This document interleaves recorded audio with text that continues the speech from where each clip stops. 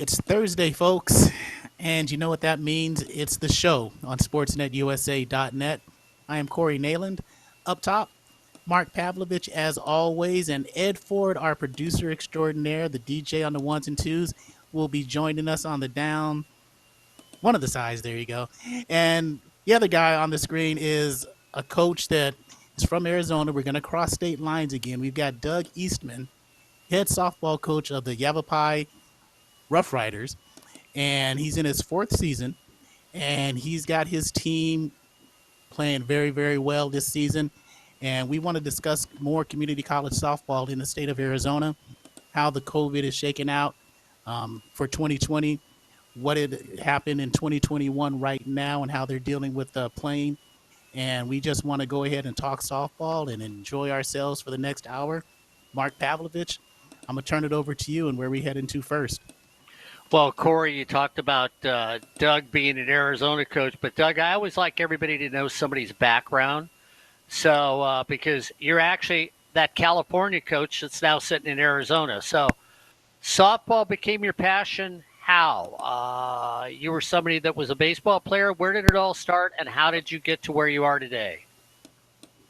Well, when I started, I went the junior college route, so it's a great belief of mine to go through that system, and I went to College of the Siskiyous, which is almost at the Oregon border. It's up in Mount Shasta, California, and when I graduated there, I got a full scholarship to go play at Sacramento State, and I went to Sacramento State for 2 years, and I was actually drafted by the Cincinnati Reds. So. I played professional baseball for 7 years. I was an MVP in the Cincinnati Reds organization, played under Pete Rose. Had some great coaches. I mean, Tony Perez, Ted Williams was always at spring training. Of course, Pete Rose and Sammy Mahias. And so I had some great mentors over the years. And it's a funny story because when I came back, I was initially supposed to coach baseball. And that particular coach wanted to stick it out for one more year, and they said, hey, you want to take the softball program over? And I did, and just loved the game. I mean, I love the speed of the game. They only last an hour and a half. I'm done in 3 hours. I can play a doubleheader. And then with female athletes, they don't have any, grandeur of thinking they're all going to go play pro sports and all these kind of things. They just want to get a scholarship. They want to get an opportunity to get their education done. And, they dig in and they're just fantastic to coach. So that's kind of the way it all started. And here I am in my 20th year of coaching women's fast pitch. And I want to stay with that real quick before we move on to other things. You mentioned that the women you coach are not under the illusion they're going to play pro ball somewhere like Major League Baseball or playing in the NBA when you see community college players in basketball. What type of mindset, what else type of mindset do they have when they step on the diamond and in the classroom? What type of mindset do you see the most? Well, initially there's a couple of reasons why they go to a 2-year institution. I mean, we're one of the top programs in the nation, so obviously that's something that gets them excited. But the other thing is to get an education to finish their schooling, and we know how expensive it can be your junior, senior year, and some of my athletes even get a 5th year of education free. So I think that drives them to know that they can take the economic load off their parents and play at a high level to where they have an opportunity to win a national championship. So we stress academics at Yavapai College. Every one of our athletes leave with an associate's degree. Even with this COVID scenario that we've had to deal with, I didn't hold any players back for a 3rd year. I just don't believe in that. I think a new group needs to come in and they need to move on and continue their education and get out there in the job force. So it's something that we stress daily, academics, and then, it's not unusual for us to win between 45 and 50 games a year with only 5 or 6 losses. So I think it's a great program to go to. And then when they leave us, we like to send them to programs that also have the same commitment that we do. So Winning is important. Success is important. I always say the water tastes better, the food tastes better, everything's better when you win. The bus drives are shorter. So we do everything right. We work really hard, and I think that's what drives athletes to come to our college year after year. You know, Corey, I really thought, Corey, you were going to go and look at Doug because, Doug, you played for the Big Red Machine and Charlie Hustle, Pete Rose, and you talked about Tony Perez. So I've got to ask your experiences with them from a coaching point of view. What did you learn from them that was very applicable in the game of softball and you use as a softball coach, even though it comes from the game of baseball? Yeah, mechanic wise, I mean, there's a lot of theories out there. We lead the nation in the top 5 in home runs, doubles, slugging percentage, RBIs, everything. And really what I learned from them, I take to the softball field. I think one of the biggest difference is, baseball likes to promote a little bit more lift in your swing. I promote a little bit flatter swing in softball just because we're on the same plane. The ball's not coming down. We have to adjust our swing accordingly. So we don't finish quite as high. We finish down and around. We get a little flatter plane. But again, we right now in our first 22 games, we have 54 home runs. So we hit the long ball. I'm not a linear guy. I'm a rotational guy. We stay in our legs. And we drive the ball well. So it's whoever says that you can't take the mechanics from the baseball game and bring it to the softball game, they're highly mistaken. The mechanics are very similar. And then, working under Pete Rose, I mean, we all know how resilient he is. He's a no excuse guy.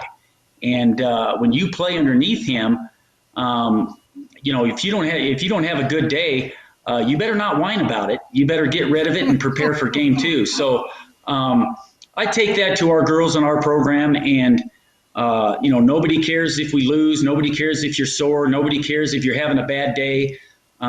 You got to go out there and give your all 100%. And with old Charlie Hustle, he was all about giving 100%. And Pete didn't have a great body, and it's not like he was 6'2", and he was, he could run and all these kind of things. He was just the mental genius of baseball, and he just was not going to back down from anybody. And so we kind of use that same intimidation when we take the field. We're going to come at you hard. If you beat us, good for you. We'll tip our cap, but we're not gonna give in easy for sure. And so when you think back when you first started as a coach 20 some years ago, what was the biggest obstacle that you faced moving from baseball to softball? I didn't feel like there was an obstacle. I just felt like it was a nice transition. Some of the things that I miss, I still have the stolen base record at Sac State. I was it's one of my tools when I went and played professional ball is, I would steal 40, 50 bags a year. I can't teach a lot of that kind of stuff in fast pitch because obviously you can't lead off.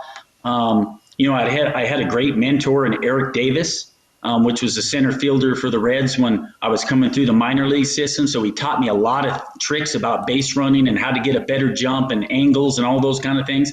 So there's some things I can't pass on, but everything else I sure can. And, my big thing is to bring excitement to practice, bring excitement to the games. And these girls know that I'm a fan over there at the third base coaching box. And some of the things they do, I'm like, I think I can do that. I mean, that's unbelievable. So they know I'm a fan. They know I love the game. And I'm pushing for them every time that on the field. So the comradeship that I think that myself and my assistant coach have players goes a long way. They can see our excitement and they just love to come to the ball. So, Doug, you were in California and then you went over to Arizona, and the two guys on the top and Mr. Ford over in the corner, but I know the two guys on the top are going to look at you and say, best softball talent in the nation comes from the state of California. So you were in Northern California. Most of your girls came from that California. Now you're in Arizona. I see you've got a couple California players, but there's diversity. I don't know if you had the diversity in your years up in Northern California, but is there a truism to maybe what Corey Nalen and I preach and believe that the best softball talent in the nation originally started out in California? Maybe it's leaked into other states, or is it just universally been good all over the nation? Well, I think you have to give California a big consideration just because of the population and how many great players there are. In my world, yeah, we recruit all over. As you see, I have players from New Mexico, Hawaii, California, Oregon, Washington. And in fact, when I was at College of the Siskiyous, because I was so far up in Northern California, we got most of our players actually from Oregon. And, we were in the Final Four 7 straight years when I was there at College of the Siskiyous. And, we'd go down and we'd play Cypress and Palomar and Mount San Antonio and all those schools every single year. And, we had 490 students at our college. So, us little College of the Siskiyous guys would ride down there and they'd say, who the heck are you guys? Where are you guys from? Nobody ever even heard of us. But we would, we'd put up records of 48-4 and 52-5 and all those kind of things. And keep in mind, California's 2-year systems and non-scholarship institutions. So you had to really, really coach and mentor these kids to be at a high level. Now, the difference with me is we have a lot of scholarship money to give. And so I can pick and choose athletes that best fit what I'm after. Again, we're a power hitting team. We can steal some bases, but we're going to get you with a long ball. So I have a certain taste for what I'm looking for. But when you consider we have somewhere in the neighborhood of 11 to 12 full ride scholarships at our institution, the kind of quality of players that we have at Yavapai is exceptional. And I always thought that we were always the underdogs in California because, man, we had to play the population game. You go down and play Cypress and Mount San Antonio, and obviously they're going to have more pitching depth than you do because you're coming from a small school way up in Northern California. But since we do have money, we have on-campus dorms, we have all the perks that student athletes have, we're extremely talented. And, we could, we're going to be able to play any 2-year school at a high level. We're probably better than 95% of NAIA schools, and we're probably as good as 70% of Division II, and probably as good as 20% of Division I. So the talent's there. In fact, we had a young lady 2 years ago that hit 60 home runs, and so just the numbers are just outrageous of what we were able to produce at Yavapai. But again, we're working with scholarships now, so I think it's really unfair to compare us to a school that doesn't have athletic scholarships. Corey, before you jump in there, I got to ask Doug because he mentioned one of the schools. Doug, do you have a calendar with Brad Pickler's name on it, and how many times you played him when he coached at Cypress, and what was the overall record? Did you walk away with the victory lane, or is it Brad Pickler? No, actually, Brad Pickler got me every time. And no, I don't have a calendar. If I did, I'd have to turn it backwards so I wouldn't have those memories back in the day. But you know what? I tell you what, we had some epic games. He always came up on top. I mean, I remember 4-3. I remember we had a 1-run lead in the 7th, and he scored 2. But we were never able to get over the top. Brad's just had some fantastic programs over the years, and Mount Sac too. I mean, Mount Sac's quality. Back then it was Palomar and Antelope Valley, and all those people had really strong programs. But yeah, Brad always had 3 or 4 pitchers deep, and I usually went with just one pitcher that was as good as anybody. But if she wasn't on her game, I didn't really have that back pocket to go to like Brad did. He could bring somebody in that's throwing 63 right after his ace, and I'm like, well, that didn't work out very good. So I think the depth is the reason why we just kept coming up 1 run short. But a lot of respect for his programs. He does a great job. Doug, you faced Cypress, was it in the 2011 state final game? Is that correct? Yes. Who did you beat? Absolutely. Yeah. Who did you beat to get into the state tournament in the super regionals? Was that Sac Well, City? let's see. If I recall, I'm going to go way back. I want to say that we got through Sierra College Okay. that year on the Northern California side. And again, Sierra College and Sacramento State was, Sacramento City, I should say, was the two institutions that was really tough to get through. Delta had a little string in there where they were tough. They had Katie Cotta, which was just a fantastic pitcher. She was always tough to get through, but it was mostly either Sierra or Sac City that I had to beat to get there. And again, we did it numerous times, and we were lucky enough to host, and they'd have to drive clear up in Northern California. It was all cold, and, the wind was blowing. There's still a little snow on the sidelines. We had that mental edge. But those are the programs that I got through. And of course, they do a great job there too in Northern California. So, what were your first feelings when you left there with a very successful record of coaching and winning CCAA softball? Then you go to Arizona. What was that transition like? Well, it was one of those things where I was always intrigued to coach at a level where I had athletic scholarships. And, this opportunity came up. The athletic director called me from Yavapai, and he says, hey, listen, we just come off of winning a national championship in 2009. We won it in 2011. We have a great heritage of winning here. Is this something that you'd be into? And again, I love those kind of challenges. I want to go to a program that expects, a winning tradition. So it was tough to leave just because what we built there. And, right now, if you kind of look back of what the conference is like now, they lost that mental edge in our conference, in the Golden Valley Conference up there. So it's, Shasta College strong, Feather River strong, Butte College used to be strong. So we had a very good conference, but it's kind of not very strong anymore. So I kind of seen that coming. Some coaches retired that I respected in our conference that really recruited well, going in that I didn't think would be fulfilling for me to compete anymore in that conference. And I knew this Arizona conference is no joke. You're talking about 5 programs in this conference that can take you down on any given day. And so you got to be at the top of your game in this Arizona conference. And I think between us, Florida, and Texas, we are absolutely the 3 toughest conferences in the nation. So I like that. That's intriguing. And, when I can go out on the field and I know if we don't play well, we're going to get it handed to us. I like that. That gives me some adrenaline flow. So that's kind of why I took the job. I just saw the direction going the wrong way up there in that conference, and I just kind of wanted a little bit more, challenge. And you talk about moving from California to Arizona. You talk about Florida and Texas and the play there. Have you noticed any type of regional difference in play when you've been around the country in the game of softball?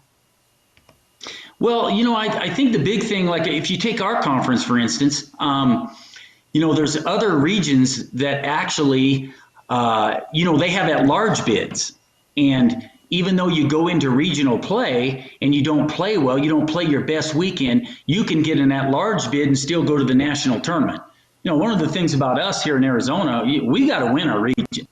And if you don't win, you don't go to the national tournament. So very difficult here when you consider in the last 3 years, 3 different programs have gone to the national tournament. That shows how even the talent is.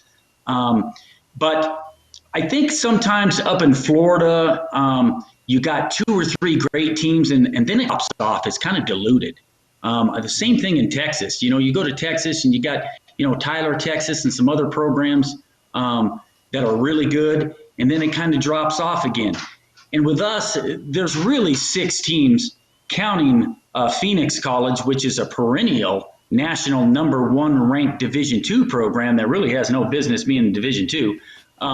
That's in our conference. So we have just 6 teams that can take you down. It's really tough. Hey guys, Yeah, real we quick, I always got two. wondered about that.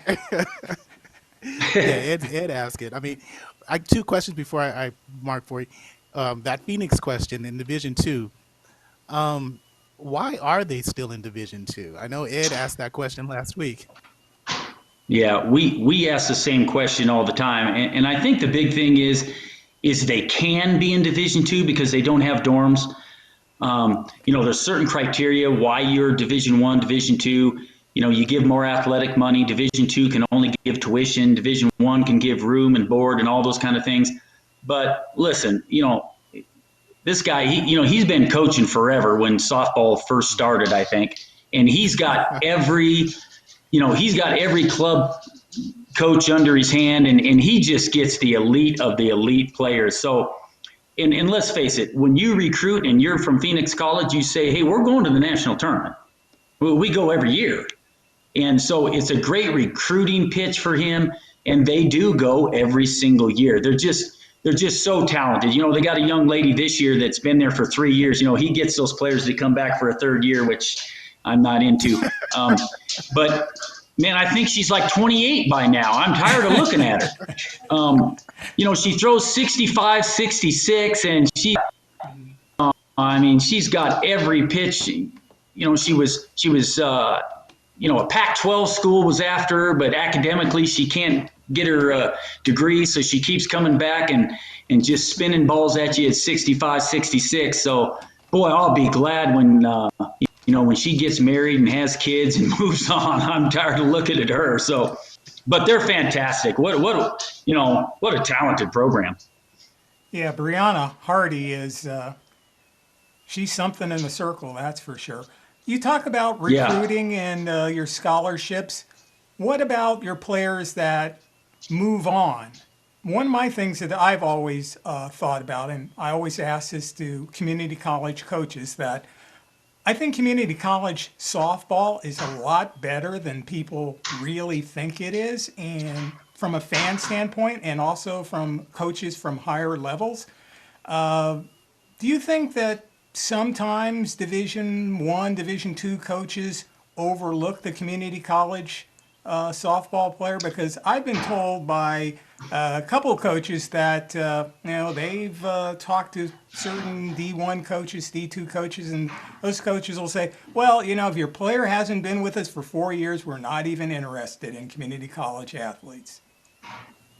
Well, you hit it on the head, Edward. I think one of those things is every player that I've ever sent to Division I on down has not only gone to the program but put up crazy numbers and conference players of the year and all kinds of different things. So I absolutely think they're overlooked. And if I ever decided that I wanted to go coach at the Division I level, half my team would be from the junior colleges. They really would be. And I think it's a little bit of laziness sometimes by these Division I coaches that, well, if I get a 2-year kid, then I got to recruit again after 2 years, and I'm going to lose this base, and I got to bring in more people. And hey, welcome to our world. We got to recruit 9 or 10 players every single year, and but we sent, because of the COVID crisis that we dealt with, we sent 5 players to one program last year, and that was Lindsey Wilson College out of Kentucky. And they're an NAIA program, and he gave every one of our athletes a full ride scholarship. I like to call them Yavapai East because they actually have 6 of our players in their starting lineup, and they're 39-2. So, and they're ranked number 2 in the nation right now. So, our play. Listen, I got a player at University of Texas Tyler. I got one at Abilene Christian. We send them all over the country at the Division I level too, but I never push that. I want these young ladies to get a great education, and I want them to go to a winning program and somebody that has the same vision that we do. So when I get young ladies into my program, I'm not one of those guys that needs something on my wall that says, man, you went to Division I or whatever. I'm looking for a good fit.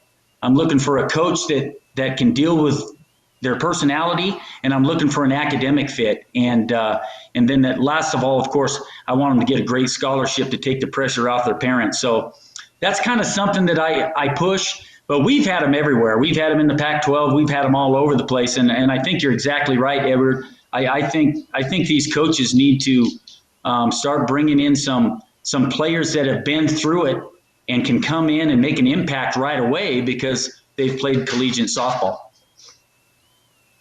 So, Doug, you brought up the magic phrase, student athletes. So, at your school, because many of the coaches we've talked to, especially during COVID this year, we pursued the academic reign and want to know what your athletic department provides for these young women, because if we know many of them who will walk in the footsteps of a Cat Osterman will use their degree to go on to bigger and better things. So what is the academic structure at your community college in your athletic department to help those young women pursue what they may want to do when their softball career ends? Yeah, great question. One of the things that we're really proud about is, generally we're always ranked in the top 10 in the nation athletically, but we're in the top 10 academically. And we have a team GPA of somewhere every year around 3.4 to 3.5 for our whole team. Wow. So some of the things that we do is obviously we have tutoring. They can go get a tutor up to until 7 o'clock at night every single day for any subject that they may have problems in. We get grade checks every 10 days. So we're not the kind of coaching staff that at the end of the year we say, oh my, 5 of our players are ineligible. What are we going to do? There's no excuse for that. We know what's going on. We know where they're at, and if they miss an assignment, they miss a quiz, say, what's going on here? What'd you miss that quiz for? And so we put them on blast a little bit. They have to come in and open up their Canvas on their phone. We check each one of their assignments, making sure that they're staying on task. We have team study halls twice a week to make sure that everybody's got their computer out and the phone's off. And the phone's off thing's a big for me because that's not easy to do in this day and age, to turn their phones off. So, but we have a structure for success. And one of the things that I always tell our students is there's nothing wrong with going to the tutoring session. Go over there. This doesn't mean that people are looking at you funny because you're failing in English or failing in math. This is a perk that your institution is giving you to be successful. Go use it. So I've walked them up there hand by hand a couple of times and sat them in the chair and say, see, they're not monsters. They're gonna help you through this. So we just kind of let every student athlete know that you're going to be successful. You're going to get your associate's degree. We're going to do everything we can to get you through your academics. Don't be afraid. We're in this together, and we're going to make it happen. And going in the back COVID, to your, go ahead, Corey. I was going to say, I follow up on that question that Mark asked. During the COVID 2020, was it more difficult to keep them on track? Well, boy, let me tell you, because everything that we did, now we didn't come in the fall, we only came in the spring. So we didn't have the fall program, for weight training. I do all my, teaching as far as hitting and all those kind of things in the fall, mechanics, because there's some crazy mechanics that come in. Let me tell you, I just scratch my head and I'm like, wow. So, and then you're talking about academics. There's so many distractions when they're home. Friends want them to go out and there's TVs going and they're on their phones and we can't call them into the office. So we got to get them to send us their classes over the phone. And we had like 5 Zooms a week to where I have every student on my Zoom. And, we did weight training over Zoom. I'm watching to make sure everybody's doing what they're supposed to do. It was real tricky. And I think the big thing that people don't remember and lose sight of is to keep their enthusiasm. So many athletes dropped out of the game because they weren't at school in the fall. We had 2 players that didn't come back. They felt like they had to get a job and they started earning money and they said, hey, this money thing is a pretty thing. And suddenly school and athletics and all those kind of things are kind of in the back burner. So it was very difficult to keep their mind focused, to keep them excited about coming to the college, because half of them said, we're not even going to come in the spring. This isn't going to happen. And that second guessing starts happening. So there was a lot of mental work that I had to do to keep this team intact. And thank goodness, my master's was in psychology. I'm using it now. This is good stuff.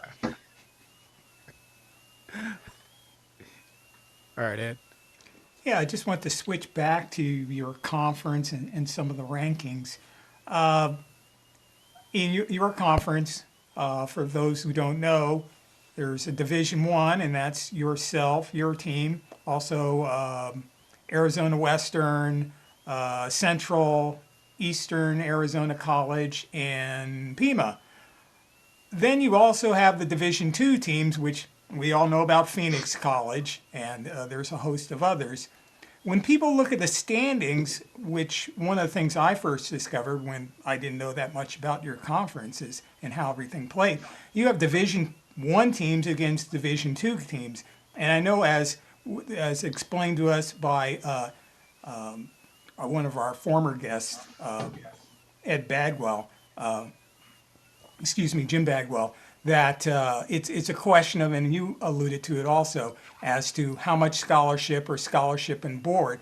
But it does seem to me that your Division I teams are a little stronger than your Division II teams in your total conference. I mean, if you compare what the win-loss records are and when you'll face a Division II team in play in your conference, I mean, normally, your team, and Central, and it depends on the year, Arizona, they normally, and any of the five can dominate, but you Division I teams seem to dominate. It's the team that's tough is when you all play against Phoenix, and then it's kind of they're, as you might say, they're the sixth Division I team in your conference.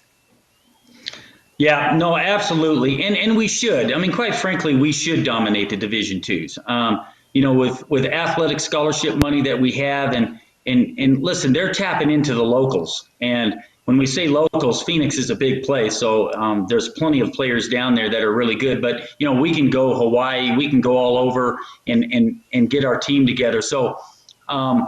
I don't think, other than Phoenix, in the last 5 or 6 years, we've never dropped one to a Division II team, and I don't think we should. I don't think there's any excuse why we should do that. So I always like to say that, our conference is really about playing 6 teams, and you got to be able to dominate those 6 teams, and then don't drop one from a Division II. It's funny, every year, though, Division I programs seem to drop a game or two Division II teams, which really nip them in the end. And one of the things I preach is, never drop a game against a program that you shouldn't, and then we'll fight it out in Division I. But don't come with this false identity that this game's going to be easy. You go in there and take them down and do your job, and you should win those games. So you're exactly right. I think there's a drop off this year. I think Division I is down a little bit. We have a couple of programs. With Pima and Eastern, they're not playing as good a ball as they have in the past, but a lot of that is the COVID and kids not coming back and actually some injuries that have creeped up because we didn't have the fall to get. Some of the programs are to lose a few key players, which can really hurt you down the stretch. But you're exactly right. We should be the Division Twos. That's what scholarship money is for. And I think you pretty much see that on a yearly basis. And you mentioned the regionals. So out of the 5 teams that you have in your conference that are Division I, 4 of them get to go to the regional playoff. Has there been any movement as to, and something else you alluded to, possibly having an at-large berth also? Because your team or Arizona Western and East, they've been good. Central's been powerful at times. I mean, all 5 of those teams have been really solid. And for just one to go, and then you look at some of the other conferences around the nation, it would seem that two teams certainly could go from your conference. Well, I'm a big proponent of having the best teams in the national tournament. Unfortunately, that is not looked upon very well nationwide. Uh, a lot of people want to get a representation from every conference around the nation. And as we know, there are some conferences that are just really, really weak. And a good example of that is when we went to the national tournament, we played the number 14th seed. If I recall, the score was 17-1. And it's like, wow, how did this team actually get here? And I found out that they did. They got an at-large bid. So the problem is this, the Florida pretty much runs the voting as far as what goes on in the NJCAA. I put in many proposals to have an at-large bid here on the West Coast side of things, and it keeps getting turned down every year. But one of the years where we didn't play very well in a two-day setting, which can happen to any team, let's face it. I mean, you could have sickness, flu, injuries, whatever the case may be. We were 48-4 and didn't play well for a two-day spread, and then we were left home. And I think you're exactly right. We could have made some big-time noise in the national tournament, and we just don't get that opportunity here in the West. But I'm going to keep pushing for it. I think it's really important to have the best teams there. And listen, if you're a four-year school, you want to see the best teams there because you can recruit quality players at the national tournament, and you don't want to have that fluff that got in just because of population or the conference or whatever the case may be. So I'm going to keep pushing for an at-large bid on our side of things. Obviously, us and Arizona Western right now are both ranked in the top 15 in the nation, but only one of us will go.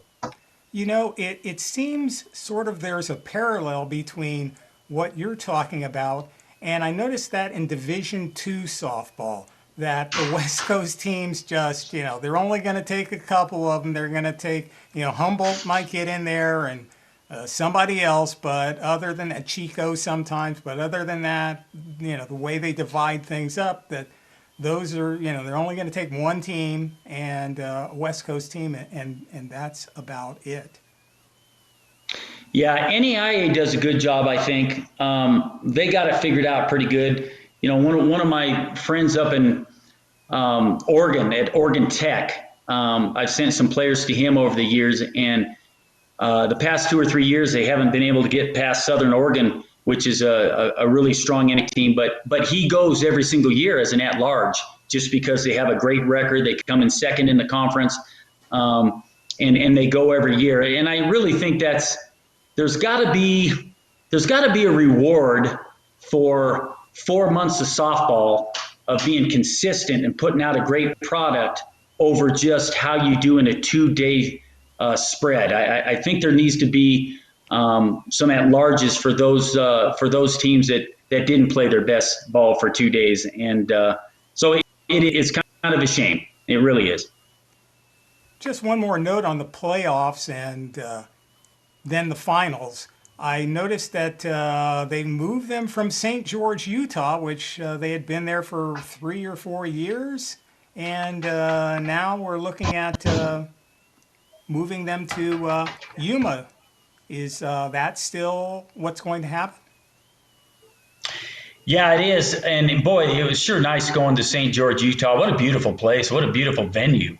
And it's not quite as exciting to stay in your same state and go up there and play a national tournament. But, they bid on it every 4 years. And Yuma, brand new softball, it's very nice.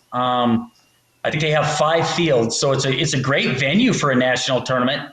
It's going to be hot. It's going to be in May, so it's probably going to be 106, 108. So it's going to be a little tough to get acclimated, seeing that we come from 5,500 elevation. But it's nice for the family and the parents and stuff to travel up there and be able to watch. Our number one goal right now, we have a 3-game lead in our conference. Obviously, we want to host at our park here in Prescott. And if we can do that, I think it gives us our best chance to go ahead and advance at the national tournament. But Yeah, we're in Yuma, and I think it's for the next 4 years, and then they'll pick another venue. Doug, I have to ask because you and I were talking off the air about COVID and what's going on. I just told you that Corey and I did a couple games, and you said, yeah, you started a little late.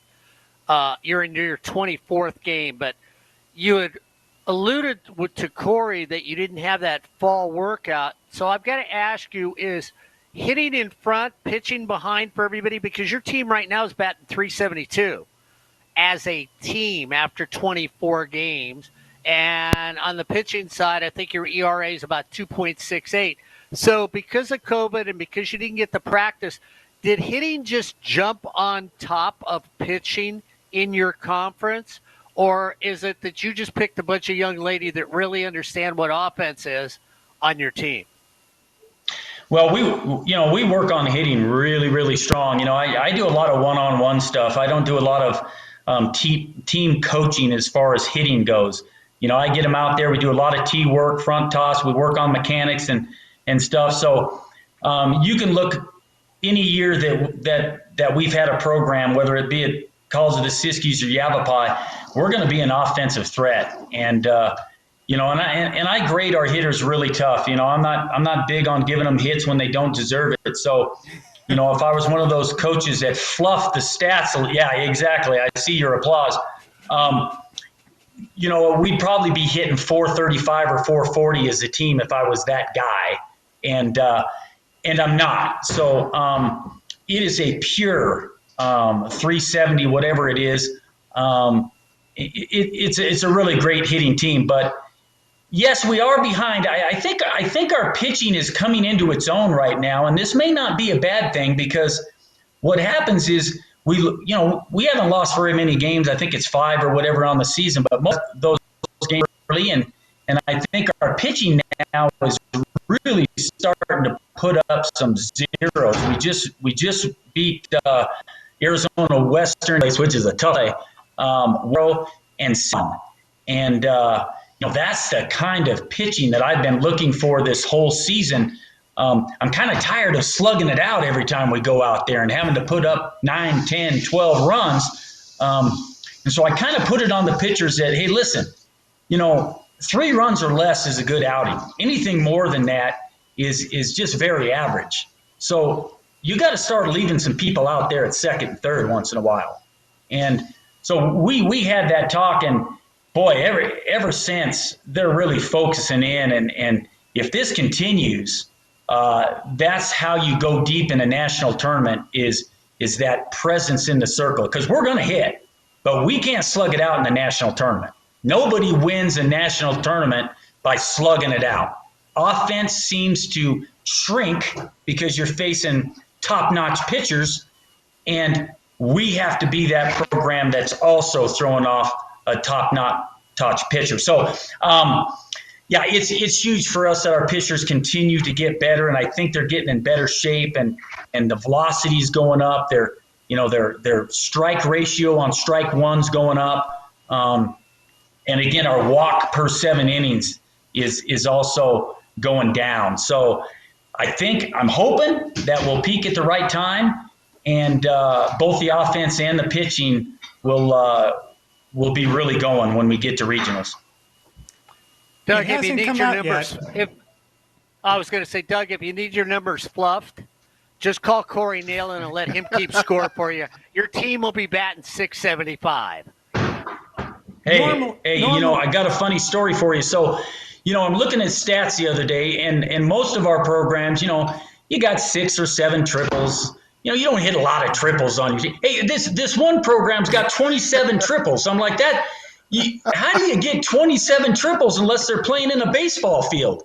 And so I'm like, wow. I mean, and then they got 68 stolen bases because they get them on pass balls and they get, and I'm just shaking my head and thinking, man, I'm going to be a grouchy guy when it comes to postseason awards, and all these young ladies, are batting 567 and they went 0 for 18 against us, Yeah. I agree. I'm not that bad. Well, Almost, but not that we bad. normally have our great debate question, Doug. Mark on one side of things and Corey on the other side of things. So, for community college pitching and ERA, where do you think ERA should, kind of settle at for good teams, good pitchers and good teams? Well, well, listen, and it just depends on the. I think the league is just a big time hitting conference. I mean, everybody stacks their lineup with hitters, and so it probably would be a little. I'll give our conference a little bit of inflation. Would I want my number one pitcher to be in the ones? I would. Would I like my staff to be somewhere around 2.1, 2.2? I would. Is it probable that you're going to be closer to 3 in this conference? Yeah, well, probably, just because they can really swing it. And but our number one pitcher is starting to get that ERA down. It's starting to go down. She's got 9 or 10 strikeouts per 7 innings. She has walking 5 a game, which, man, I don't go there. I don't like walks. I'll give a pitcher, 2 at the most, and one of those are probably we're pitching around somebody that we don't want to pitch to, and then you get 1 for free. So I really think we're getting closer to that mark, but we need to go. Okay. So I think that's a great answer because it makes both of us seem like we're right. So we can continue the argument and the debate keep going for the rest of the season. and I'm glad. Hey, that's what I was shooting for. and I'm glad you mentioned the playoffs and how difficult it is to get in there. Because for the life of me, I spent about 45 minutes the other day trying to figure out how the playoffs worked and couldn't figure out why only one team kept getting in and 2 teams, well, 3 teams really didn't, and as 2 teams should have been in there. You're coming off of last year 12 straight wins, and it seemed like after reading articles and trying to watch as much tape that you can find that you were primed for a big playoff run last year. Is that seem fair to say? Well, I think on the surface it might look like that. Offensively, yes. Pitching, I didn't think we had what it took. And I'm going to be honest with you, when we went in, I thought that, man, our pitchers are going to have to pitch their best possible 2-day spread they ever have in their life, because they just were giving up too many hits per inning, too many walks. And I just didn't like where our pitching staff was. And I talked about it before. You're not going to get into a slugging battle in the postseason. You're going to have to put up some zeros once in a while. So even though it looked like on the outside that we were winning a lot of games, we were doing it with our offense. And this year, I think as we're starting to get to the end of this season, our pitching really given us time to get our offense going. Last year we'd give up a 4 spot in the first couple innings, and suddenly we're playing catch-up ball, and you don't want to do that. So our pitchers are putting up zeros. It's making our offense more comfortable to where they don't think they got to put a big number up early, that they can start gradually getting into the flow of the game. And I think that's where we have a much better chance to advance this year than a couple years past, because we have that presence in the circle. And we're really 3 pitchers deep. We've been using 2 predominantly, but we got a young lady from Vegas that throws in the mid-60s, big, strong athlete that I'm trying to bring her along really slowly, because she doesn't really have the strike ball ratio that I want. She gets behind on hitters, but she's getting better all the time. So if we can get her to really be a big participant in postseason, then we're going to be 3 pitchers deep with a lefty that can really spin it. So I like our pitching staff, and I think it gives us our best shot. Doug, can you tell us a little bit about your assistant coach and also some of the other people that make your program successful? The people who take care of the facility and what goes into that, and it seems, I mean, I've never been to your college yet, but hopefully now that COVID is decreasing and declining, that can hop in the car and drive out to Arizona and see some of the ballparks that you guys play in. Yeah, we'd love to have you guys over at the, we got a beautiful college. And like I say, it's 5,500 elevation, so the weather's perfect. Today it was 72, and so just beautiful. Some of the things that could you question by me one more time, just make sure I stay on track? Oh, well, sometimes my questions aren't on track. I think that one derailed. But, about your coaching staff and the ground staff and people like that, because those people do add a lot to a lot of programs out there. Well, when it comes to grounds, unfortunately, it's my assistant and myself that does all the work out there. So, well, see, that's what I mean. We're working on it daily. I'm out there every day and adding turfus and forking it up and doing all the aerating grass and all kinds of different things. My assistant coach is really the brains with the pitching staff. And, Erica Bennett, she won 2 national championships herself. In fact, she had a 1 ERA in the national tournament. She played for Miami-Dade College out of Florida back in the day. The funny story is she derailed college before I took over the program. She beat them in 2010 in between the 2 years that Yavapai won it. So she knew about the success of our program, and when I hired her, it was something that she was really excited about because she knew what Yavapai traditionally brought on a year-to-year basis. But Coach Bennett is a fantastic pitching coach. She's a great teacher. She's big on mechanics.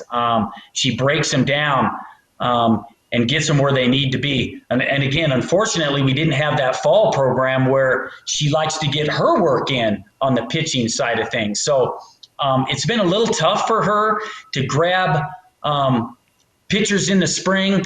I've had to pull her aside a couple of times and say, hey, Coach, I know you like to break them down, but there's a fine line of putting too much stuff in their head when they also have to go out and play at a top level. So I've had to kind of pull the reins on her just a little bit to give them some individuality as they pitch. But hey, you can't keep her on a bucket. I mean, a pitcher gets a strikeout, she's flying off that bucket. She's pumping her fists. So she brings that excitement that I love to see in the circle. So we have a couple of timid pitchers that go out there, and if they don't show some expression when they get a big strikeout, boy, they hear about it from her when they come off the field. That show your team that you got some passion. So I love that about her. And again, she's won a national championship herself as that identity in the circle. So she knows what it takes, and she gives our pitching staff that heart and that drive to be successful. So this is her 3rd year with me, and she's making a huge impact. A great addition to the program. Little channeling a little Lisa Fernandez from UCLA, who looked at Rachel Garcia when they didn't win the year they thought they would win. Lisa pulled Rachel Garcia aside and said, either you want to pitch for this team or you don't. And if you don't, tell me now, because if you're coming back next year, I expect us to win the national championship. And anything short of that, you can kiss yourself goodbye from UCLA. So I understand what sort of pitching coach you have over there, because let's be realistic. You need 3 things in softball: excellent pitching from the circle, timely hitting, which your team has, and really good defense. And that's my last thing here. I've got to ask you, it seems like the fundamentals, and you brought it up, former major leaguer, you talked about fundamentals, and here's my other question that Ed Ford's heard too many times. To most of the softball coaches out there, who is more fundamentally sound, the community college baseball team or the community college softball team? Well, it's not even close. The softball team, listen, I'll harp on it all day long when we field the ground ball wrong. If our butt's low and our gloves up and we're not high on the backside, and when our outfielders do a do or die play when there's not a person on second base and it gets by them, all these it drives me crazy to see outfielders doing a do or die play on a base hit and there's nobody on. Square up like an infielder, field it in the middle of your body.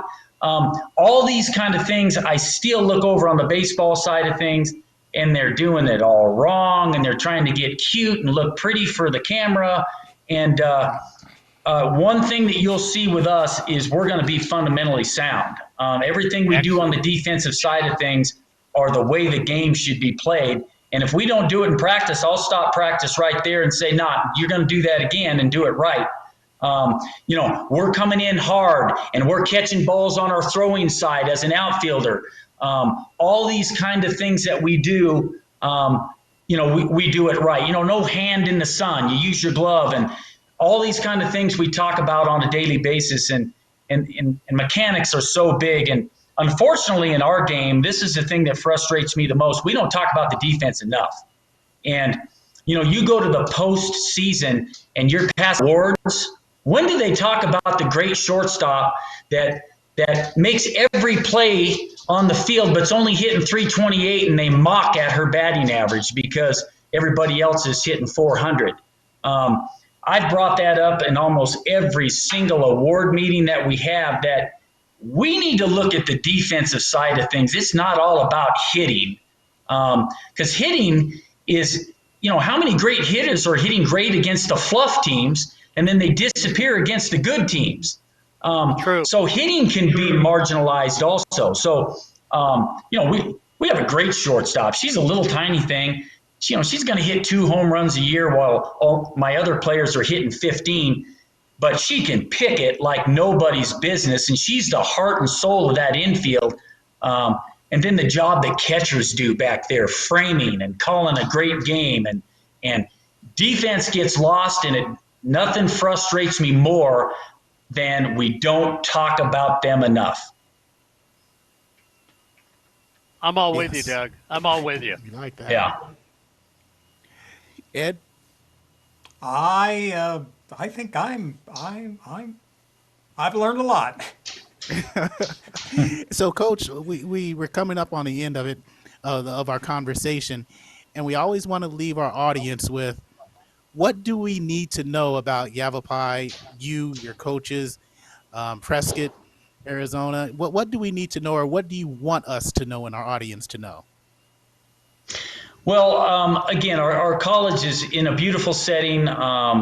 It's landscaped to perfection. Our buildings are all new. We got indoor pools. We got, tennis courts. We got great facilities. It's a great town. It's a town. Prescott Valley have around 50,000. So, we have 90 to 100,000 people in our area. We have shopping centers, great restaurants, and it's a very safe place for young ladies and athletes to go to school at. Again, we have dormitories, so parents can feel very secure about sending their student athlete to school. We definitely want to grow the game of community college sports and community college softball. So definitely going to keep you posted on that. And so that's going to do it for us today on the show. Doug Eastman, coach of Yavapai College. You've sat there and you've listened to us, and you've seen Doug talk, and the enthusiasm and the passion he has for his team and his sport.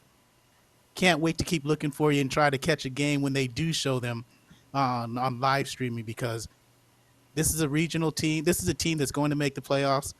This is a team that, when you do make the playoffs, you're going to make big noise in that run in the NJCAA, or NJCAA. So, you know what, Doug, thank you very much for joining us. We're happy to have you, and good luck for the rest of the season. Thanks, guys. I appreciate you having me. For Mark Pavlovich, there you go. For Ed Ford, head coach Doug Eastman from Yavapai College, I am Corey Nayland, and you've been watching the show on SportsNetUSA.net.